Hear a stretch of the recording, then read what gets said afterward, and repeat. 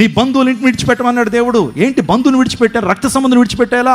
ఇదేం దేవుడు అండి అని చాలామంది అనొచ్చు. దాని యొక్క ఆధ్యాత్మిక అర్థాన్ని మీరు గమనించాలి. అతను నీ దేశమును, నీ బంధువుల ఇంటి నుండి, నీ తండ్రి ఇంటి నుండి నువ్వు బయటకు రావాలన్నాడు. చూడండి, దేవుని లేఖనం కొన్నిసార్లు అక్షరానుసారంగా మనం తీసుకోవడానికి వీల్లేదు, ఆత్మానుసారంగా తీసుకోవాలి. నీ తండ్రి ఇంటిని విడిచిపెట్టమంటే అర్థం ఏంటో తెలుసా? యోహాను సువార్త 8వ అధ్యాయం 44వ వచనంలో మీరు మీ తండ్రి యొక్క అపవాది సంబంధులు అన్నాడు. మన తండ్రి ఎవరట? అపవాది, దుష్టుడు, సాతానుడు. వాడి యొక్క సహవాసాన్ని మనం విడిచిపెట్టాలి.